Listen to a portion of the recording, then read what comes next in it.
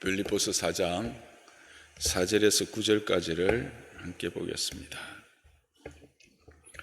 빌립보서 4장 4절에서 9절 교독합니다. 주 안에서 항상 기뻐하라. 내가 다시 말하노니 기뻐하라.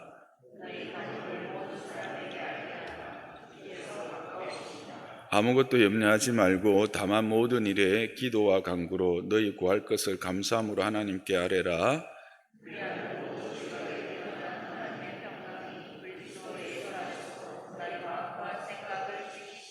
끝으로 형제들아, 무엇이든지 참되며 무엇이든지 경건하며 무엇이든지 옳으며 무엇이든지 정결하며 무엇이든지 사랑받을 만하며 무엇이든지 칭찬받을 만하며 무슨 덕이 있든지 무슨 기림이 있든지 이것들을 생각하라.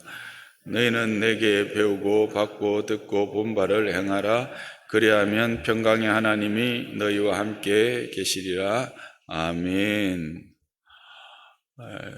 우리가 살아가는 이 땅 돌아보면 참으로 입에 담을 수 없는, 또 눈으로 목도하기에는 너무나도 악하고 폐역한 그런 세상임을 보게 됩니다. 그래서 제가 관영하는 세상이다, 불의가 판질치는 세상이다, 그렇게 이야기를 하지요.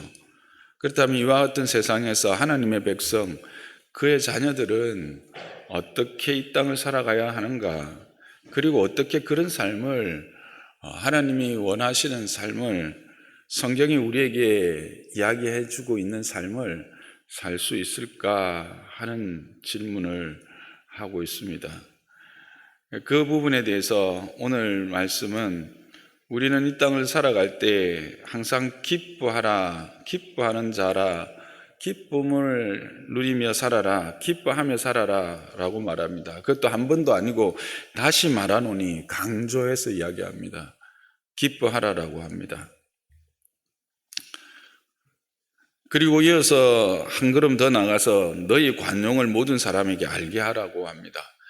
기뻐할 수 없는 상황에서 기뻐할 뿐만 아니라 그렇게 기뻐하는 너희의 그 마음을 너희만 누릴 것이 아니라 너희의 그 기쁨으로 누군가를 용납하고 견뎌주며 참아주고 또 그들의 필요를 채워주는 그런 관용을 모든 사람에게 알게 하는 삶을 살아라, 그렇게 이야기를 하고 있습니다. 여러분, 우리는 이런 성경의 요구를, 말씀을 들으면 아니 죄가 관영하고 불의가 판을 치는데 뭔 기뻐할 일이 있습니까? 그리고 그런 세상에 대하여 오히려 관용을 베풀라고요? 이 세상의 시각으로는, 그들의 세상적 세계관으로는 도저히 이해가 되지 않는 말씀이죠. 아니, 이해가 되지 않는 게 아니라 오히려 이런 말씀을 들으면 좀 이렇게 화가 나지 않습니까? 뭔가 하나님의 공의로 뭔가 이렇게 해결해 줘야 될 건데 그냥 우리들은 그래도 그냥 기뻐하고 오히려 그런 가운데서 너희 관용을 드러내라. 답답하죠. 근데 말입니다, 이 말을, 이 글을 적어서 빌립보 교인들에게 전하고 있는 바울은 지금 어떤 상황에서 이 말을 하고 있는가를 우리가 한번 보면 이해가 되는 측면도 있습니다. 바울은 지금 어디에서 이 편지를 쓰고 있습니까? 감옥입니다.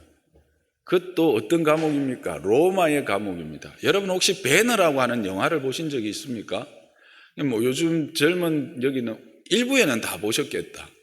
일부의 연세 나이들 보니까 배너를 거의 다 봤을 것 같은데, 그 배너를 보면 주다 배너잖아요. 유다 배너죠. 그의 어머니와 딸이 어디에 잡혀 있었어요? 로마의 지하 감옥에 잡혀 있었죠. 그래서 결국 아무런 빛도 들어오지 않는 그 감옥에서 결국은 그들은 어떻게 됩니까? 나병에 걸리게 되잖아요. 그런 환경이에요. 열악한 환경이에요. 그런데 거기에서 지금 이 사도는 우리에게 뭐라고 말합니까? 기뻐하라고 합니다.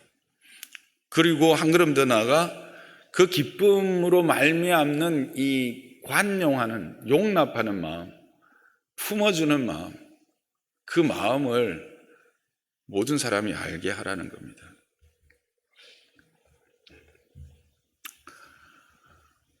근데 이 바울은 지금 자신의 죄 때문에 거기 있습니까? 아닙니다.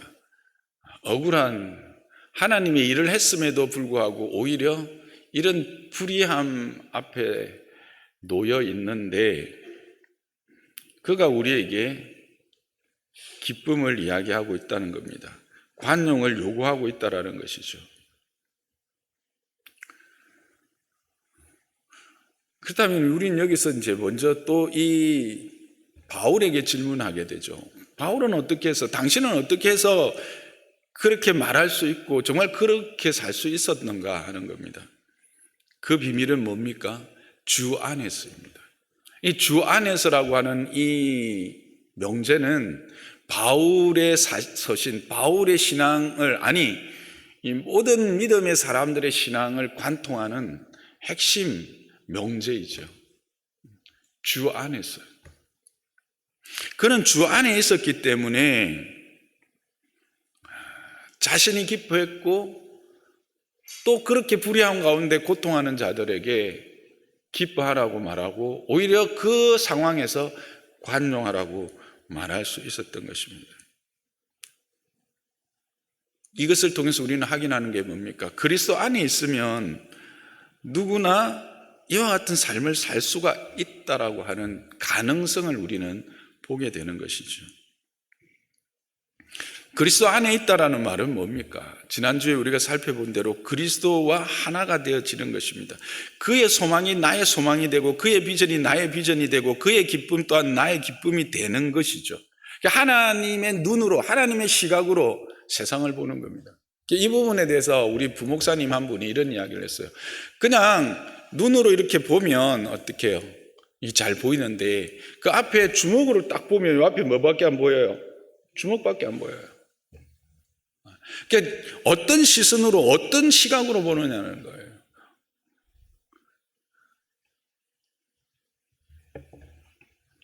그래서 이 주 안에서 우리가 있기 위해서 뭐가 필요하냐? 기도가 필요한 것을 성경은, 바울은 우리에게 말하고 있습니다. 그럴 때 기뻐할 수 없을 때, 관용할 수 없을 때 너희가 어떻게 해야 되느냐? 기도하라는 겁니다. 근데 어떤 기도를 하나? 감사함으로 기도하라. 이게 핵심입니다. 감사함으로 기도하라. 이게 바로 바울이 이와 같은 삶, 주 안에 있을 수 있는 삶입니다. 기도입니다. 그것도 어떤 기도라고요? 감사함으로. 모든 환경을 가운데 하나님의 역사가, 하나님의 일하심이 있다라고 하는 그런 믿음을 가진 기도가 바로 감사의 기도죠. 그러면 그 기도 가운데 하나님의 평강이 그리스도 예수 안에서 우리의 마음과 생각을 지키셔서 그와 같은 기쁨으로, 소망 가운데로 관용하게 하는 자리로 우리를 인도하게 된다라고 하는 것입니다. 사랑하는 성도 여러분, 갑갑한 일 많으시죠? 화가 막 일어나죠? 요즘 텔레비 보면 이쪽 사람은 이래서 화가 나고 저쪽 사람은 저래서 화가 나죠. 예. 가운데 있는 사람은 가운데 있어서 화가 나고. 제발 강단에서 정치 이야기 좀 하지 마라 하는데 정치를 떠나서는 또 우리가 살 수가 없고 살 수가 없다라는 것은 우리가 그것에 있다는 거예요. 우리는 어떤 시각으로 어떤 가치관으로 세계관으로 이 시대를 살아가야 되느냐라는 거예요. 관용입니다. 그러려면 우리 안에 먼저 기쁨이 있어야 돼요. 우리 안에 그런 기쁨이 있으려면 우리는 주 안에 머물지 않고는 그런 기쁨을 소유할 수가 없어요. 그런데 그 기쁨은 우리에게서 나올 수가 없습니다. 어디로부터요? 하나님으로부터 오는 거예요. 하나님의 평강으로부터 그것이 공급되어진다라고 하는 사실입니다. 그러려면 감사의 기도를 드리는 자들이 되어야 돼요. 뭐에 대한 감사입니까?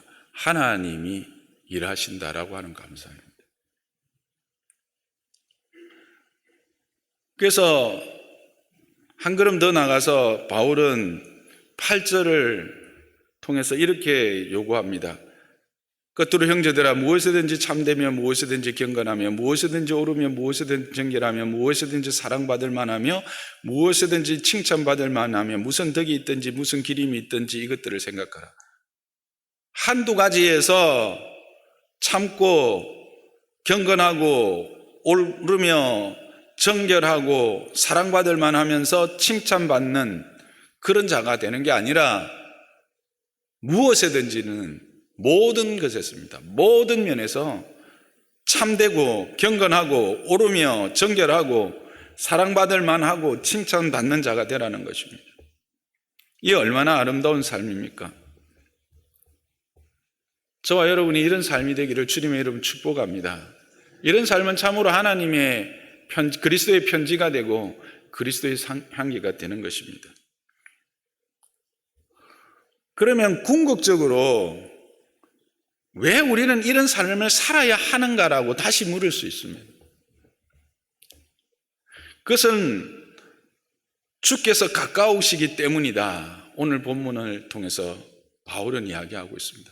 세상이 어둡고 악하고 참으로 비겁하고 참으로 냄새나고 정말 아무런 소망이 없는 그런 땅처럼 보인다 할지라도 우리는 그 안에서 기뻐하고 관용을 베풀면서 우리는 참되며 경건하며 옳고 정결하면서 칭찬받는 자로 살아야 됩니다.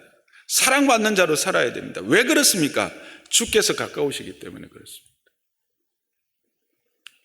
이 주께서 가깝다라는 것이 그래서 오늘 우리가 읽었던 이 본문의 핵심 내용입니다. 가장 중요한 표현이라고 생각합니다. 여기서 주께서 가깝다라는 말은 뭘까요? 1차적으로는 우리가 생각하는 주께서 오실 시간이 가깝다라는 의미입니다. 근데 왜 오시지요? 심판자로 오십니다. 구원자로 오십니다. 그러므로 이 말은 주께서 세상의 심판자요 성도의 구원자로 오실 시간이 가깝기 때문에 우리는 기뻐하고 관용하며 참되며 옳으며 정결하며 그렇게 사랑받는 자로 칭찬받는 자로 살아야 한다는 것입니다. 그러나 한 걸음 더 나가서 우리가 주께서 가깝다라는 말은 단지 종말의 때가 가깝다는 것만이 아닙니다. 이 주께서 가깝다라는 것은 이 종말론적 삶에 대한 이야기인데 우리가 이 요한계시록을 말할 때 이 종말론적 삶은 단지 마지막 날을 기다리는 삶이 아니라 오늘 하루하루가 하나님 앞에 선다라고 하는 그 하나님 앞에 선다라고 하는 그 의식을 가지고 세상을 향한 주님의 심판이 우리를 향한 주님의 구원이 완성되는 날로 그 날을 살아가는 삶, 그게 종말론적 삶이라고 그랬지 않습니까? 기억나시죠? 종말론적 삶이라는 것은 그저 내가 죽어서 하나님 앞에 서는 그 마지막 때를 아니라 오늘 하루를 내가 하나님 앞에 서는 것처럼 그렇게 하나님 앞에서 내 마지막의 삶을 사는 것처럼 그렇게 살아내는 겁니다. 오늘 내가 주님 앞에 심판을 받거나 오늘 이 날로 나의 구원이 완성된다라고 하는 그런 생각과 의식을 가지고 살아가는 겁니다. 근데 그런 날을 생각합니다. 그와 같은 의식을 가지고 살아가라 라고 하는 것이 또한 본문의 의미인 것이죠.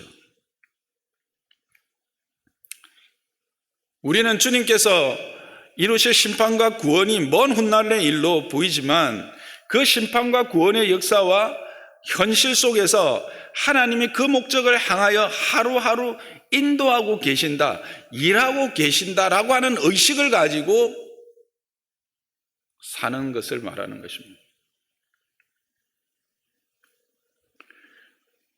그래서 빌립보서 1장 6절에 보면 이런 말씀이 있습니다. 너희 안에 착한 일을 시작하신 이가 그리스도 예수의 날까지 이루실 줄을 우리는 확신한다라고 말합니다. 이 말씀은 한 개인이 성도로 세워질 때 무슨 일이 일어나는지, 또한 그들이 함께 모인 교회가 어떤 능력과 생명을 소유하고 있는지를 알게 하는 말씀이죠. 이것을 바울에게 적용해 보면요, 비록 바울이 지금 어디에 있습니까? 감옥에 있습니다. 그리고 들려오는 빌립보 교회 성도들의 소식은 어떻습니까? 여러 대적들 앞에서 두려워하고, 또 이제 교회가 세워진 지 한 10년 정도, 역사적으로 보면 바울의 편지가 전해졌을 때 한 10년 정도 됩니다. 그러면 교회가 조직화되어 가고, 그러다 보면 그 조직화되어 가는 조직 안에서 세워진 직분자들 간의 갈등의 문제, 또한 잘못된 가르침들이 계속해서 들어오고, 그로 말미암는 영적 혼란의 문제들로 흔들리고 있음을 우리는 빌립보서를 보면 알 수가 있습니다. 여러분들이 기뻐하라라고, 이렇게 단적인 예를 하나만 말씀드리면요, 기뻐하라라고 하는 말은 지금 빌립보 성도들에게서 가장 큰 문제가 뭐라는 겁니까? 기쁨이 사라졌다라는 이야기입니다. 여러분들이 성경을 보거나 할 때, 특히 서신서를 볼 때에 그 서신에서 강조하고 있는 게 뭐라는 것을 보면, 그 교회가 그 편지를 받는 대상이 그것에서부터 멀어져 있다라는 거예요. 그것에서부터 이렇게 비어져 있다, 떠나 있다라고 하는 것을 의식하면서 읽으시면 본문이 더 부각되어집니다. 그래서 지금 이 말씀은 이 빌립보 교회가 기쁨이 사라졌고 관용이 사라졌고, 그들 안에서 정결함과 참됨과 자랑거리들이 이제 사라져가고 있었던 거죠. 그렇지만 하나님께서 자신을 마게도나로 가라고 하는 그 말씀을 따라서 마게도나로 가서 그렇게 복음을 정했고, 그 전한 복음을 통해서 한 영혼이 돌아와서 교회가 이루어지고, 그래서 하나님의 영광이 되었던 그 착한 일을 시작하신 이가 언제? 그리스도의 날까지, 그 그리스도가 임하시는 그때에는 그것이 온전해지고 완전해질 것이다라고 하는 믿음의 선포라고 하는 겁니다. 그런 확신을 지금 그건 가지고, 나도 그렇게 이와 같은 환경에 있지만 너희가 지금 그 어려운 환경에도 불구하고 이 일을 시작하신 이가 누구다? 하나님이다. 그리스도이니까 그 그리스도께서 그 날에, 그리스도의 구원이 완성되어지고 그리스도의 그 심판이 이루어지는 그 날에는 반드시 이 착한 일이 계획한 그 목적에 따라 너희는 아름다운 그의 신부가 되고 교회는 그의 신부로서의 역할과 능력을 갖추게 될 것이다 라고 하는 것을 말하고 있는 겁니다.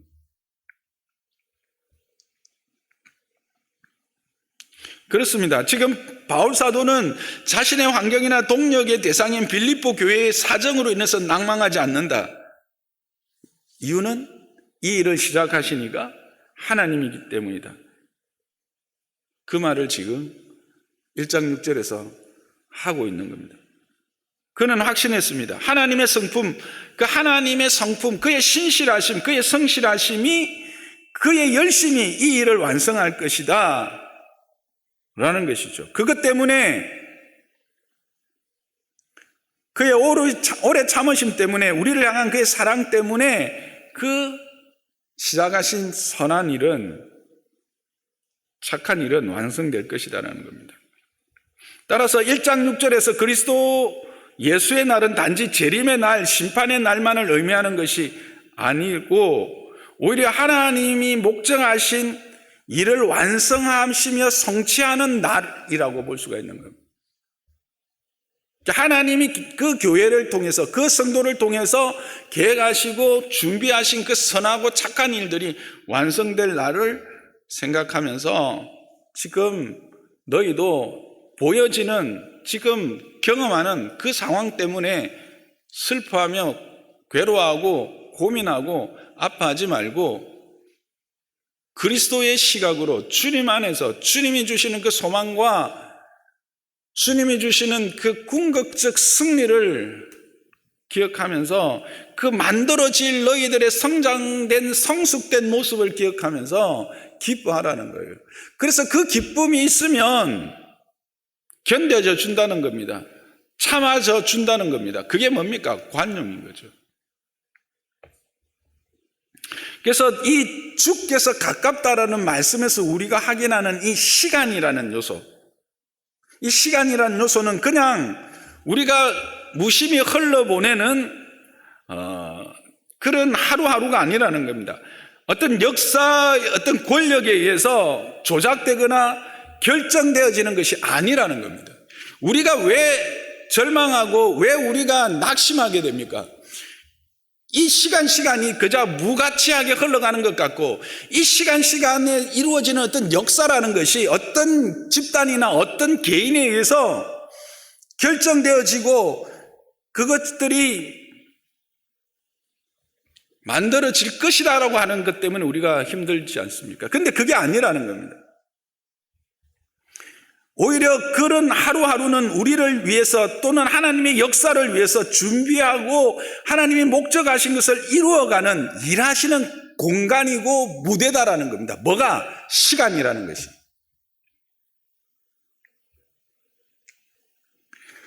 하나님은 시간 안에서 그 목적하신 일을 행하시며 성취하신다는 것을 기억하며 살아라 라고 하는 것을 지금 우리에게 말해주고 있는 것입니다.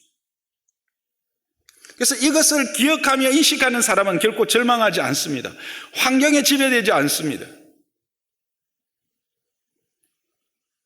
이런 사람은 기뻐하게 됩니다. 범사에 감사하는 자가 됩니다. 그런 자의 삶은 참되며 경건하며 정결하며 사랑받을 만하며 칭찬받을 만한 자의 삶을 살게 되는 것이죠. 그렇습니다. 바울의 확신과 궁극적 감사와 기쁨의 이유는 하나님의 신실하신 성품에 있다라고 하는 사실과 그 하나님의 신실하신 성품은 이 시간이라고 하는 그 무대 안에서 우리를, 역사를 만들어 가신다라고 하는 사실입니다. 근데 그 역사를 만들어가는 그 방법이 때로는 우리가 이해가 되지 않는 거예요. 여러분 하박국을 기억해 보세요. 하박국이 왜 화가 났습니까? 왜 하나님 앞에 덤벼들고 따졌습니까? 어떻게 하나님의 백성들을 저 이방인 갈대아 사람들을 통해서 징계하고 이들을 고칠 수 있는 것입니까? 그러나 그는 하나님의 영광이 물이 바다 덮음같이 온 세계를 덮게 되며 결국 하나님의 하나님 되심이 드러나며 그 하나님의 영광이 분명하게 이 땅 가운데 이루어지며 하나님이 목적하신 것을 이룰 것이다라는 것을 확인하게 되었을 때 그때 그는 뭐라고 고백합니까? 포도나무, 감람나무 열매 상관없고 외양간에 소 의미 없다라는 겁니다. 뭐만 의미 있다? 하나님이 내 하나님 되신 것만이 그것만으로도 나는 뭐 한다? 기뻐하고 즐거워하고 춤추게 된다라는 거예요. 그런데 이런 하나님의 열심은 언제까지 계속된다는 겁니까?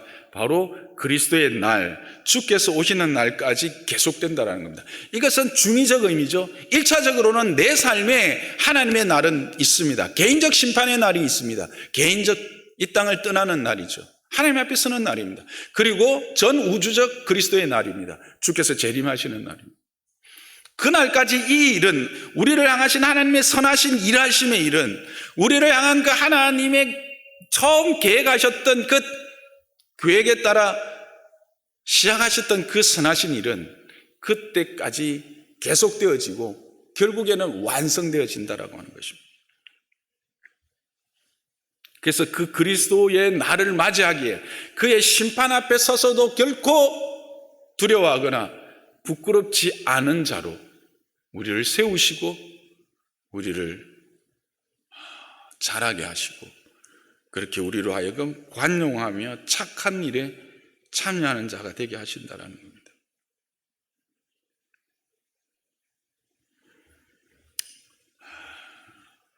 그래서 이것을 아는 사람들은 우리에게 일어나는 모든 일은 이 위대한 과정의 일부라고 하는 사실을 알게 됩니다. 그래서 때로는 직장을 잃어버리기도 하고 건강을 잃어버리기도 하고 물질을 잃어버리기도 하고 여러 가지 명예를 잃어버리기도 하지만 낙심하지 않는 거죠. 왜? 지금은 이 이유를 잘 모르지만 장래에는 이 모든 것이 뭐해서 합력해서 하나님이 우리에게 시작하신 그 착한 일을 이루실 과정이기 때문에 그런 겁니다. 기억하십시오. 시간은 그냥 무심히 흘러가거나 역사의 권력에 의해서 조작되어지고 운명되어지고 결정되는 것이 아닙니다. 그것은 하나님의 일하심의 무대가 된다라는 사실. 하나님의 일하심을 우리는 확인하고 고백되어질 것이라는 사실을 여러분 기억하시기를 바랍니다. 결정권이 누구에 있는 것입니까? 하나님에게 있는 것입니다.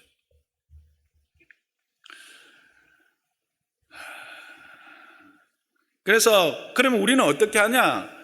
그래서 우리는 이 시간이라고 하는 것에서 우리가 가진 진심, 우리가 가지고 있는 이 시간 안에서 우리를 더 넓히고 더 깊이고 더 높이고 더 깊어지는 그런 구체화하는 그런 기회로 삼는 것입니다. 이것을 로마서 12장의 말씀으로 적용해 보면 거룩한 산 제사의 삶을 사는데 어디에서? 가정에서 먼저 사는 거예요. 아버지로서의 시간을 이렇게 보내는 거예요. 아버지로서의 나의 이 역할과 감당해야 될 몫의 깊이와 넓이와 높이를 점점 더 확장시키고 공고히 하고 분명하게 하는 거예요. 내가 어머니로서, 내가 아내로서, 남편으로서, 자녀로서 그런 삶들을 이 시간 안에서 채워나가는 거예요. 넓혀나가는 거예요. 높여나가는 거예요. 어떤 마음으로? 진심으로. 하나님의 일하시는 기대를 가지고. 교회에서는 목사로서, 장로로서, 권사로서, 집사로서, 성도로서 그 성도됨과 그 집사됨과 그 장로됨과 그 목사됨의 부르심의 목적이 무언가에 대한 고민과 그것에 대한 하나님 앞에서의 기도와 간구와 은혜 주심에 대하여 엎드리는 거죠. 근데 그것이 불평과 불만이 아니라 감사함으로 그것들을 내게 채우셔서 나로 하여금 그 역할에 합당하고 그 역할을 통해서 결국은 하나님이 영광 받으실 것에 대한 기대와 소망으로.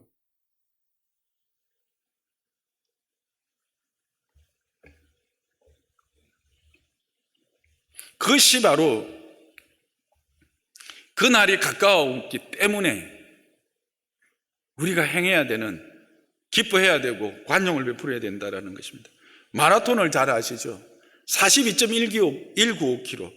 저는 한 번도 뛰어본 적이 없습니다. 그런데 이 거리와 시간은 결코 만만치 않은 것을 우리는 다 압니다. 그래서 고통이고 포기하고 싶은 절망의 언덕을 넘어야 합니다. 그래서 달리는 자들에게 있어서 이 시간은, 이 공간은 너무나 힘들고 어려운 시간들입니다. 그런데 그 시간과 공간을 달리는 자들이 다 기대하는 건 뭘까요? 1등일까요? 아닙니다. 피날레의 영광입니다. 결승점을 통과할 때 그때의 영광입니다. 그때의 영광은 단지 1등에게만 돌아가지 않습니다. 그 마지막 종착점을 지나는 모든 이들의 영광이 되는 것을 여러분 기억하시기를 바랍니다. 우리 삶에서 한번 고함 지르고 한번 성질 내고 그런 건 참 쉽습니다. 그러나 그것으로 문제가 해결되어지지 않습니다. 우리의 성숙이 이루어지지 않는다는 것입니다. 그래서 하나님은 우리에게 무엇을 행하는 것을 요구하시지 않고 시간을 주시면서 그 시간과 그 공간 안에서 이와 같은 것들을 채워가시기를 원하시는 것이죠. 그 안에 우리는 겟세마네의 기도를 통과해야 합니다. 내 뜻이 아니라 하나님의 뜻을 구하는, 그리고 우리는 그 시간에 어쩌면 가룟 유다의 배신도 경험하게 될 것입니다. 그리고 주님이 견디셨던 그 무덤의 시간까지 우리는 견뎌야 할지도 모릅니다. 왜? 그래야 부활의 시간이 있기 때문에 그렇습니다. 하나님은 아무도 구경꾼이 되게 하신 인생은 없다는 사실을 여러분 기억하시기 바랍니다. 말씀을 정리하겠습니다. 주께서 가까우시니라 라고 하는 이 말씀은 네가 성공해야 된다가 아닙니다. 이 일을 시작하신 이가 하나님이시기 때문에 하나님의 성품, 그의 신실하심과 성실하심이, 그의 오래 참으심과 그를 향한 사랑이, 그의 열심히 이 일을 완성할 것이다. 그러니 너는 책임 있고 영광된 너의 신앙을, 하나님의 자녀된 책임을, 순종과 믿음의 승리를 펼쳐서 무엇에든지 참되며, 무엇에든지 경건하며, 무엇에든지 오르며, 무엇에든지 정결하며, 무엇에든지 사랑받을 만하며, 무엇에든지 칭찬받을 만한 영웅이 되고 위인이 되어서 하나님의 영광의 증인이 되라는 것입니다. 그렇게 우리를 부르셨다라는 것을 바울은 우리에게 말해주고 있는 것입니다. 그 길이 궁극적인 영광의 길이 될 것이다라는 겁니다. 그리고 마지막으로 한 말씀을 더 드리면, 하나님은 우리의 이 수고뿐 아니라 우리의 실패마저도 하나님이 헛되게 하시지 않는다라고 하는 사실을 기억하는 저와 여러분 되시기를 주님의 이름으로 축복합니다.